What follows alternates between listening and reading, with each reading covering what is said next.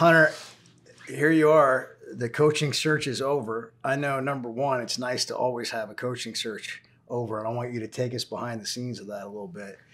But I don't know how you could feel any better, because you always want the result to be good too.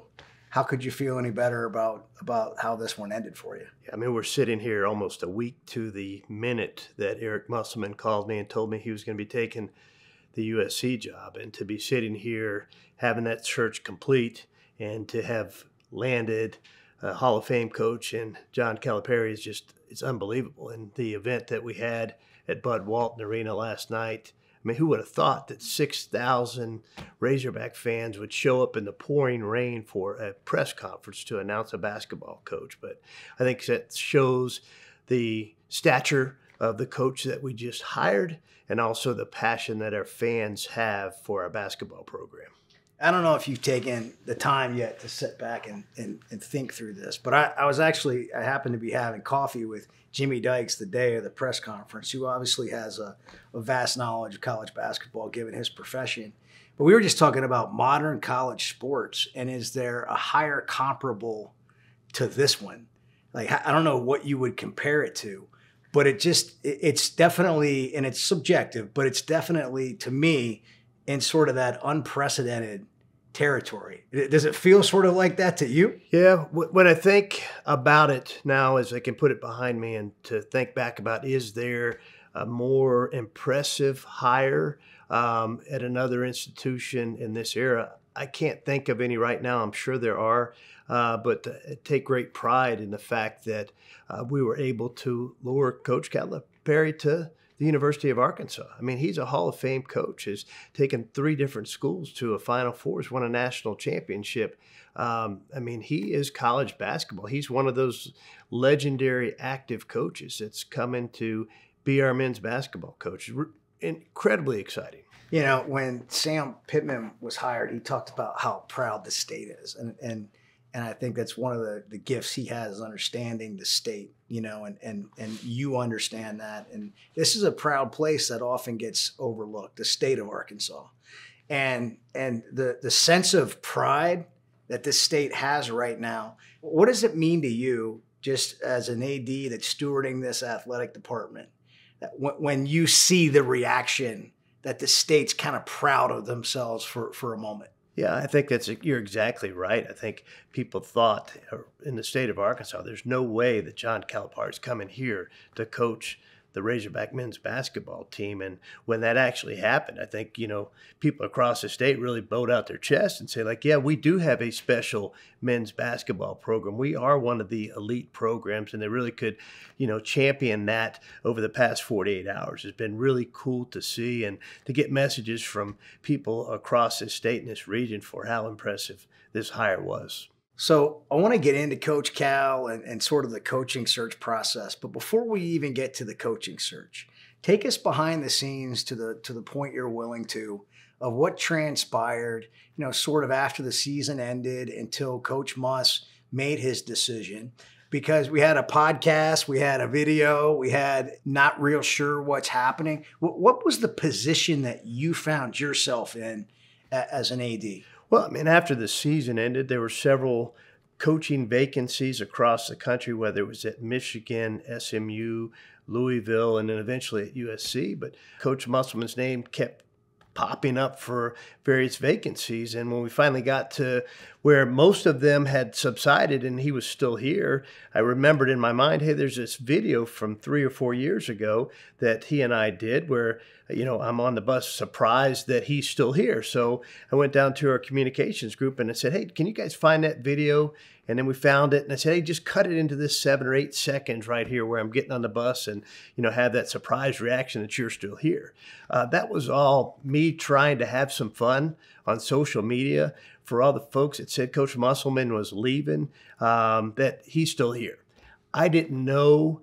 I guess I can see how some people would have taken that and how he may have taken that. It was no malicious intent on that whatsoever. It was just me trying to have fun with the fact that joking that, hey, you're still here because everybody thought you were leaving. And then shortly thereafter, the USC job opens up. And Eric had been very candid with me throughout his tenure here that his ultimate desire was to get back to the West Coast. And so I knew when that came open, I called him and asked him, are you interested in that position? And he was very candid. Hey, look, I'm not going to pursue that, but if they call me, I'm going to listen. And so I don't know who called who first, but he was very honest with me all the way through. He let me know that he was going to interview by way of Zoom. And then he called me at 1:00 Thursday a week ago when I was out in Phoenix and told me he was going to take that job. So Eric and I had a great relationship to the very end. That video that was put out there was in no way to say that I didn't want him to be our coach. It was like my surprise to everybody that, hey, he's still here. From an AD's perspective, and you can speak, I think you just spoke to you and Muss's relationship, because I think there were people wondering, were you guys in communication, in those couple of weeks before? Yeah. And I don't know, do you want to comment on that? Yeah, we were in communication the whole time. And, I had a couple people, as he's rumored, that said, hey, why don't you just give him a raise or an extension to put an end to these rumors? And the way his contract was structured, that he got rewarded when he went to the NCAA tournament with a 6-figure increase in extensions, I didn't feel as an athletic director I was in the position to go to Chancellor Robinson and the board and ask for a raise when we had gone 16-17 and had finished in 11th place in the SEC. I didn't think that was a season that was worth rewarding. And he was very well paid, in my opinion, 11th or 12th in the country at the time. And he never asked me for anything, quite honestly. His representatives never asked me for anything. And so as I evaluated the season, I thought he was where he should be, and as far as a compensation package. And it was my thought that if we wanted to put an end to these rumors, he was the only one that could do that, right? That was his job, to come out and say, hey, I'm out recruiting for the University of Arkansas. I've already started looking forward to the 24-25 season. I'm putting a team together. I'm not interested in moving anywhere else. What kind of position does it put any AD in? I want to go behind the scenes, because I love understanding jobs that I don't sit in that chair, and most people don't. You don't know whether you're going to have a coach or not. In today's world, and you tell me if I'm not seeing it correctly, I think players are going to coaches. Like, coaches are recruiting to come play for me. I'll let you know where we're playing. Sure. It used to be like, hey, you want to go to Kansas? You want to go to Arkansas? You want to go? It's changed a little bit because of the portal and some of the rules, right? Absolutely. So what kind of position does that put any athletic director in at a point where the season ends and your coach is one of those that we're not quite sure if he's going to decide to go elsewhere? Yeah, it puts you in a tough position. It puts all the coaches in a tough position, quite honestly, with the kids. You're turning over rosters. I think every coach, whether you're stable at your place of employment now or you're looking to move or whatever the case may be, everybody's looking to put their rosters together right now, because there's just unlimited free agency across college basketball and college football. So the coaches are in a really tough position. The student athletes really have the upper hand and have the opportunity to move wherever they want to for the highest dollar. I want to get into that a little bit more, because I think the understanding of what's happening in NIL and all that. Man, if you're a fan right now, if you're a donor, you're more in this thing if you want it to be successful than maybe ever before, right? Yeah, absolutely. For sure. So let's go through the process first, though. So you find out that Muss is going to take the USC job. Well, did you already have some thoughts in mind? Like they say every AD's got a short list in their desk or whatever. I don't know. What was your process as you're wondering and then you find out? Sure. Well, yes, I had a list, and actually had a working list, quite honestly, for about 10 days because, again, Coach Muss had been rumored for multiple jobs. And so I had a list, and quite honestly, the list that I started with when the basketball season ended got a lot shorter because some of the guys on that list were hired at other places and took other jobs. And so, I'm crossing some names off of that list. But as we headed into him accepting the job at USC, I really knew that he was interviewing on that Tuesday, I believe, for that job. He told me on Thursday he was leaving, and so felt that he had a really good chance for that job, and this may be the one that was able to pull him away. So I had a pretty good head start. I'd say 48 hours head start. I was ironically out in Phoenix. I wasn't there for the Final Four, but I was for my CFP kickoff meetings. And so you're on the committee for the CFP now. For the CFP, and they had their meetings on that Wednesday and Thursday out there. So I was I was out in Phoenix, changed my travel plans to stay an extra day so that I could meet with some coaches while I was out there. And so that part of it worked out. But yes, I had a list that I started to work through. What were you finding out when you were talking to coaches about the potential? Well, I mean, every coach I talked to about this opportunity really echoed the same thing, that this was a top 10 job. This was one of the best jobs in the SEC. This was a place that you could win a conference championship, get to the Final Four, and if things go your way, have an opportunity to win a national championship. So that was very refreshing to continue to hear that thing from coach after coach that I spoke to. So you go through this process a little bit. Were there others that maybe like was Cal right there like in the beginning for you, or was that sort of a process? No. So Mr. Tyson and I talked on that Thursday, and we talked about some potential candidates, and he said, would you like to visit with Coach Cal and just kind of vet some of these through? He's been around the block. He'll be very honest with you about where your program is and what the coaches you're looking at, what's their potential. So it really wasn't until him and I met on that Friday for the first time that I saw that, okay, there may be a little bit of interest here from him. He may be the right time to strike while the iron's hot for him. Having been at Kentucky for 15 years, getting some criticism for how that team had performed the last couple of years in the NCAA tournament, and being 15 years at the same place. It's a long time in this era of coaching. It really is. And so I could sense that he was somewhat energized for a change. And he was very knowledgeable about this program here at the University of Arkansas. I think he's very much a student of the game. But I know that he knew this program. He knew some of the pro players that had come from here, obviously knew some of the coaches, very familiar with our fan base. Right, and how this is a tough place to play and how passionate our fan base was. So he got on my list pretty quickly. So as you're talking to him, like he wasn't necessarily somebody that you were pursuing as a candidate, but as you're talking to him, you're thinking to yourself, sure, why not him? Okay. Why not him? If you're this passionate about this program and you think this program is so great, why wouldn't you be interested in this position?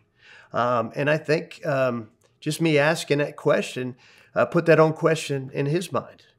So the first thing that me or anybody else thinks when this name comes up, and the reason that you're probably not even thinking about it if you're an Arkansas fan, is like, wait, that's like twice as much. I mean, in today's world, everybody kind of knows what people are making and whatever. You're like, oh man, can we afford that? Like, right.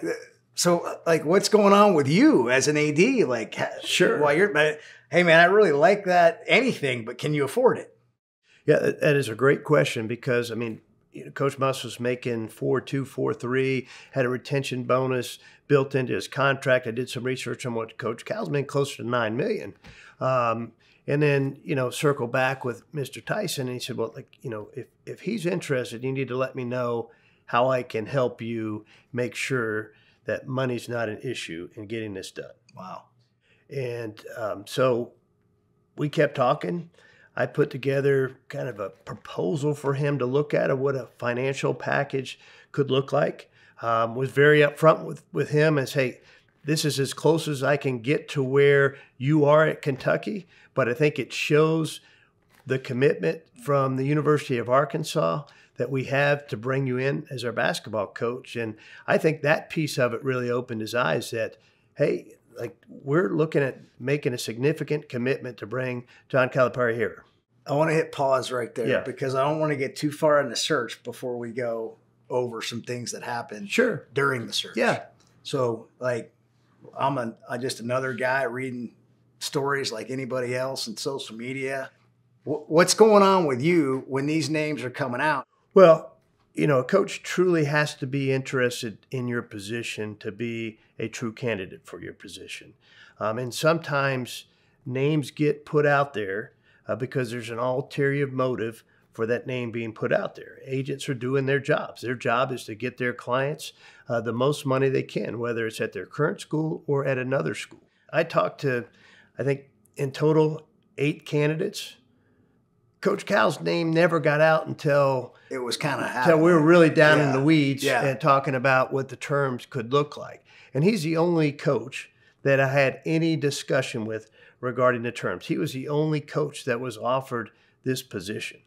People can believe that or not believe that, but I'm telling you, he was the only coach that was offered the position. If you take a step back, and I try to put myself in your position, you don't want false information out there.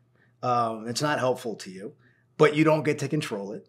And also, you don't know until it's done what you're going to do.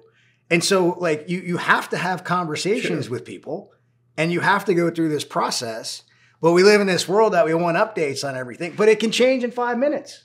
Absolutely. Right? I mean, so it must be kind of, you try not to let it bother you, I guess, but it's got to be sort of frustrating that the process is just the process, and people are going to talk because that's what we do. But I guess what I would say is, like, if you're learning anything from this as a fan, like, you can't eat that stuff up too much, because you're going to actually be frustrated about something that was never even a thing. Right, for sure. Potentially. Yeah. So there's 3 people, myself, Ted Dickey from our board, and Matt Trantham, Senior Associate AD, that knows everything that happened during this search. 3 people that have inside information and know exactly what happened. Everything else is pure speculation. Pure speculation. And what I do and why I have a tight, like, I'm not on social media.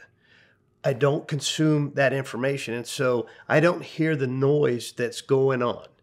Yes, I need to get some updates from time to time. I need to know that this person's out of the search because they just signed a new agreement with their respective school, etc. I need to know that information, but I'm not listening to the outside noise. I've got to stay focused on my search, and I can't worry about outside noise that's going on. It's pure speculation. But does it bother you when it gets back to you and you hear, like, man, Arkansas swung and missed on their first 2 candidates? Sure it does, because I'm a competitor, and it hurts more, not hurts, but bothers me more when it's such false information. Yeah. When it's such false information. Because if I've got Hall of Fame coach John Calipari on the hook, or I think I may have him on the hook, he's my number 1 candidate. I'm going to ride it out with him until the end, right? Yeah. And I think we saw last night in Bud Walton Arena with 6,000 people in there that we made the right choice. And I was going to give him as much time as he needed to tell me no. And thankfully that didn't happen. Was it hard not to say anything? Yes, absolutely. And I'm sitting on pins and needles, and he was very thoughtful throughout the process. And, he disclosed, like, taking his hour-long walk and walking out thinking he was the Arkansas coach and coming back an hour thinking he's the Kentucky coach and trying to feel like where he felt best. I mean, he's leaving a really good program in a really good situation. And him and his family were really comfortable in Lexington, Kentucky. So it was not an easy decision for him. But I had to keep pushing gingerly. I didn't want to push him too much because I don't want to push him away. And so was trying to be respectful of his time. It's like you're waiting for a girl to call you back. I keep looking at the phone. Then I miss a call from him. I miss a message, text message, like, what's going on? And so at the same time, trying to be respectful of him. And he was great to deal with. What was really cool is because he didn't have an agent, him and I just sat across the table from each other with that initial exchange, 15 or 20 minutes, to talk about the terms of his contract. He asked for some things. I asked for some things back, and we had it done. Then I turned it over to our attorney, Matt McCoy, to draft a contract. He turns it over to Tom Mars to review that contract. And it was unbelievable, the process. It was just 2 men negotiating a contract. It doesn't happen that often. Who would think, like, just an outsider, college fan, of all the people that don't have an agent, it would be John Calipari? Not me. Not me. He's pretty bigger than life kind of personality guy. Yeah, for sure. Think that guy's got an agent. But he's really smart. Yeah. He is really smart. And he did a couple of creative things in his contract with how his bonuses were set up. And he just wanted them one time. He wasn't greedy in his contract. Again, he took a pay cut to come here. Yeah. And that tells me he really wanted to be here, right? Yeah.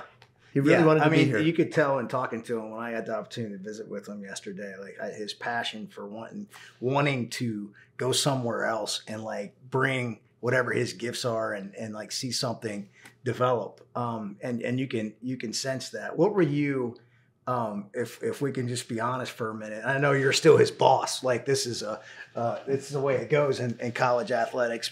You know, the coaches are the stars sometimes, but you got to run an athletic department. But were there some moments where you're like, gosh, dang, man, is this for real? Like, are we really going to pull this off? Absolutely. Yes. Until he signed the contract, right? Yeah. I'm literally sitting on pins and needles saying, well, he can call me back anytime and say, I'm staying. Yeah. Right. He's in a great spot. And then it got out. Yeah, so now it's kind of like. He's getting paid really well. Yeah. So, yeah, it's. I bet you didn't want that out either, because in case it doesn't happen, once it's out, sure, it's like, and then if it doesn't happen, feels like a big letdown. That Sunday night, yeah. I didn't sleep well Sunday night after that got out, because I think this is going to do it for him. He's not, this may be what eventually has him backing off and said, no, I wasn't going to Arkansas. That's all rumor and speculation. Yeah. But I mean, he hung in there with me. As he said, neither one of us, we agreed, hey, we're not saying anything on Monday. The phone's ringing off the hook for me. I'm sure it was for him. And we just made it through Monday for the championship game. He signs his contract late Monday night, I believe. And then he puts that video out in Kentucky, him and his wife, on Tuesday. I don't know. Maybe a lot of people would think of that. But what did that tell you when he was thinking like that? Like, I don't want to be, this to go on during.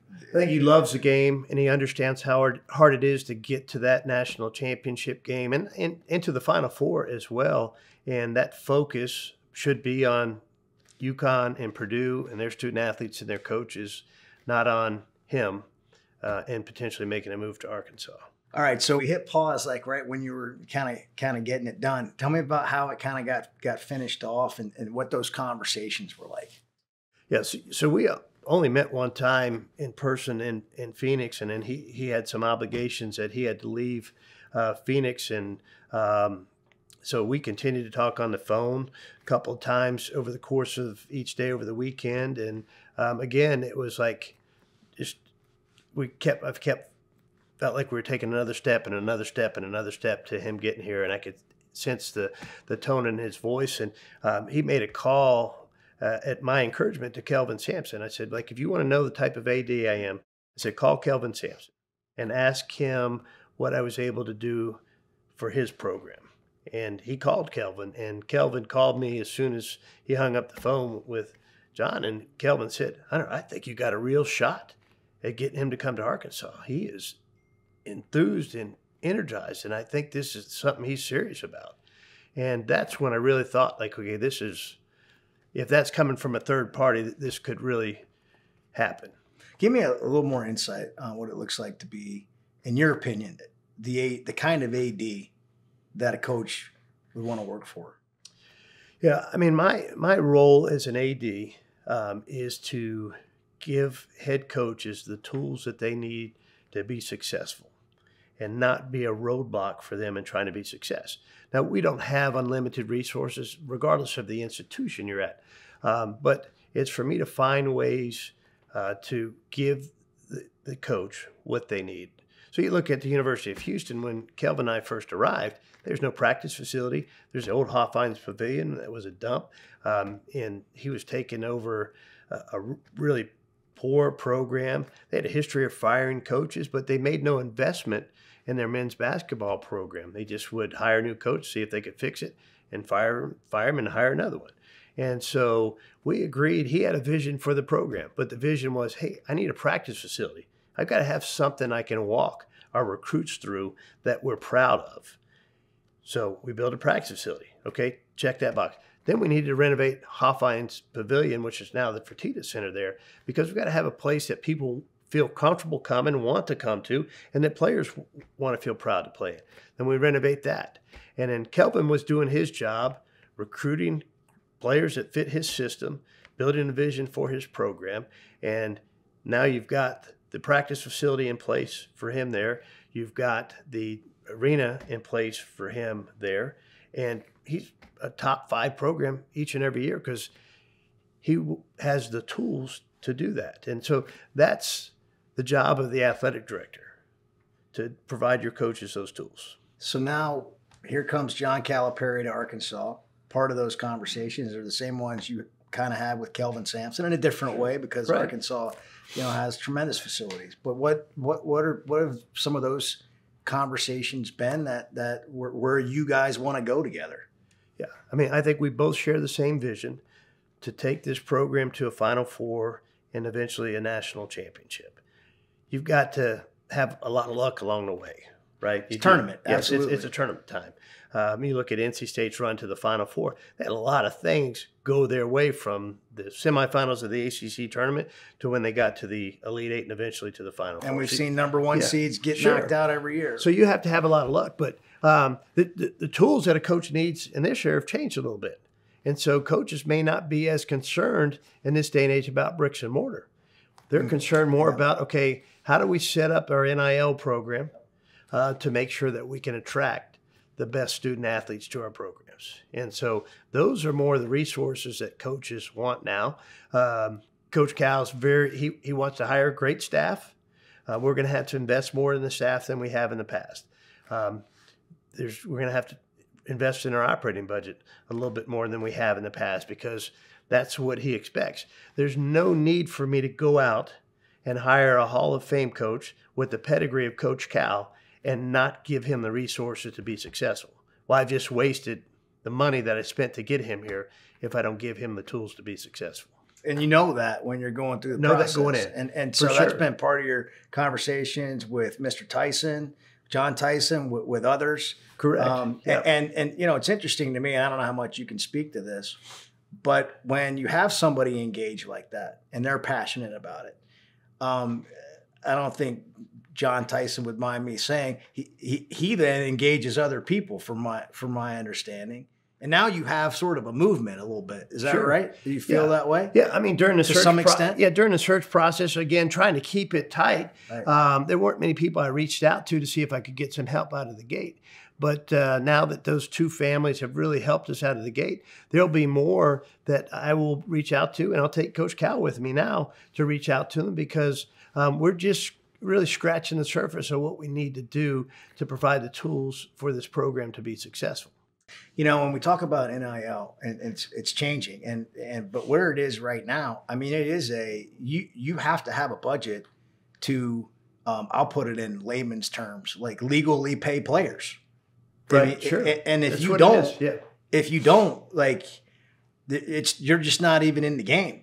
Am I right? Like, is that correct? You're right. Yes. Yeah. So I mentioned earlier, how important is it, more than ever, that people understand, like that this is it's not just your school. Like, you have to take some ownership here. I mean, you've got to raise money for players. Sure. Yeah, absolutely. And, right now we're not able to take any of the money that we generate from ticket sales, sponsorship sales, television revenue. It's got to be private donations or legitimate NIL through sponsorship agreements from the outside of our department. And so if we get to the point where we can share revenue, that's going to make it a little bit easier to absorb, right, because it's revenue that you're already generating within your department. So we're trying to find extra revenue on top of what we're already generating, because we can't take anything from within our department and provide that to student athletes outside of what we normally do with scholarships and cost of attendance and the Austin money. I mean, this may be a little in the weeds, but I think that education and people understanding is paramount to just being able to be the kind of fan that you hope fans can be, or fans want to be. But there was a time when, I think, in college athletics where you have donors giving money, but then they also want to run the program, but they don't necessarily know what's best for the program. Just because they gave money doesn't mean they sit in your seat and they have that view. But as an athletic director, it seems like that's kind of the job now, to kind of manage all that and bring these people in, but in the appropriate way. And that seems challenging, quite frankly. Yeah, absolutely. I mean, if you're asking someone to give to NIL, you're asking them to give to a specific program. You can't assign it to a specific player, but you're asking that person to be engaged with that program, whether it's our football program, our basketball program, baseball, softball, what have you. And so they want some ownership of that. And that's even harder now in this transfer portal, because You may give to your men's basketball program and you're excited to have these 10 kids there, but these 10 kids are gone in 9 months and you don't get the relationship with them as a donor. That's where the relationship with the coach is really, really important, because that's where your relationship is going to be. And Coach Cal's a relationship person. He said that during his press conference. You can see how he interacts with people and how important that is. He's an expert at building relationships, and that's going to be key to us moving forward. We're talking about men's basketball right now, but obviously Sam Pittman's got an NIL need for his program. Dave Van Horn has an NIL need for his program. Mike Neighbors, it's in women's basketball. It is in softball. And so obviously we have our big 2 or 3 sports here, but NIL is creeping across all of our sports programs.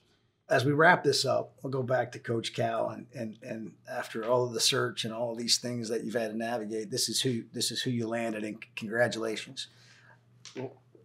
What do you want fans to kind of understand? Not that they need you to tell them, because he does a pretty good job of doing it, but what do you want people to understand about this hire and who he is, and what you understand about what you think he's going to bring here? Well, about the hire, I firmly believe that we have an opportunity to win a national championship in men's basketball. That is why he is here. If I didn't believe that, I would not have spent the time and the resources to get someone like Coach Cal to come to Arkansas. I truly believe we have an opportunity to win a national championship. With that said, we need a lot of people to step up. We need to continue to sell out Bud Walton Arena. We need people to increase their donations to the Razorback Foundation. We need people that aren't active right now with Arkansas Edge need to be active with Arkansas Edge. That doesn't matter if you can give $100 a month, $500 a month, $1,000, whatever it is. Nothing is too small. And we can't just say, hey, all of the folks from Tyson and Walmart and J.B. Hunt and Stevens, they'll take care of it. We don't have to worry about it. We need people across this state to invest not only in our basketball program, but our football program and our baseball program, because this is a prideful state, and we take great pride when our teams are successful. You see that as we sell out all of our venues, but we can't think that, hey, somebody else will take care of that. I don't have to worry about that. We need everybody that has a passion for the Razorbacks to do whatever they can to show that passion. I think you just summed it up, but if there's anything to kind of put an end to this, from the day you started the coaching search and all of that with Muss and all that, and you've been very complimentary, Cal's been very complimentary of Muss, and this program is in a better spot in terms of how it's viewed nationally than before he was here. But how would you just wrap up what the last couple of weeks have been like, and where this all ended? It's been an incredibly tiresome, stressful, but rewarding process over the past week. And last night, it made it all worth it to see Bud Walton Arena as energetic as it was on April the 10th. No game. It was just, we were introducing a coach to our fan base, and it was pouring down rain last night, for goodness sakes. You know, it's like one of those snow games where people come and pack Bud Walton Arena. It was amazing. And so last night was my reward for all of that. And I hope there's more rewards going to Final Four and a national championship. But last night, to see the excitement of our fan base, not only in that building, but heck, they had that thing on the loop on the SEC network got home about midnight, and it was still on the loop. I watched it all again. It's just incredible. Well, one way or the other, Arkansas basketball is never going to be the same. I know that. Absolutely. Congratulations, Hunter. Thank you, Bo. Go Hogs.